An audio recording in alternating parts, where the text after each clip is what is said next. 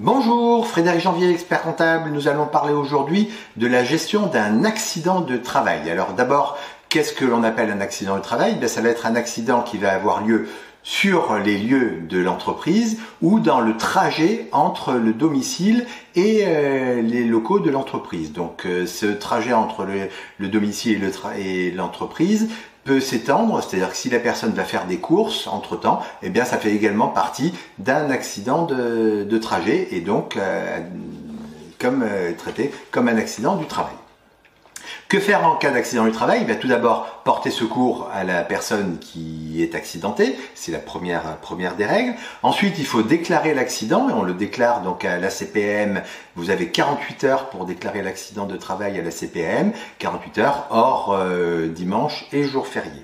Ensuite, vous allez remplir la feuille d'accident du travail.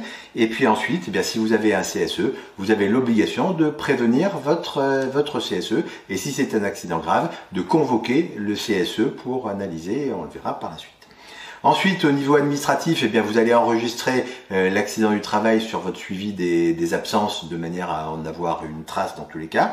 Et puis, vous allez indemniser le salarié en cas d'accident du travail. Le salarié n'a pas de délai de carence et vous devez assurer un maintien de salaire entre ce qui est pris en charge par la CPAM et le salaire qu'il aurait perçu s'il n'avait pas été arrêté.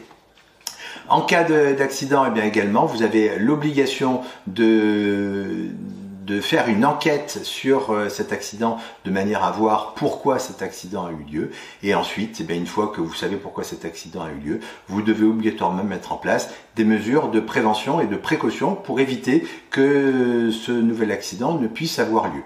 En général, quand vous avez un CSE, ce travail se fait en partenariat avec le CSE.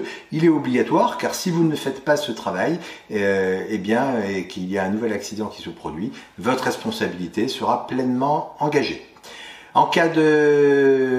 Lorsque le salarié revient dans l'entreprise, s'il est resté plus de 30 jours arrêté, comme pour un arrêt maladie traditionnel, vous devez lui faire une visite de reprise à la médecine du travail.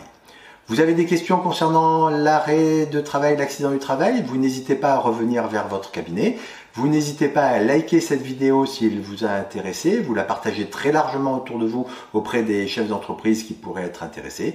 Et puis, ne manquez pas notre actualité quotidienne en vous abonnant. À très vite. Au revoir.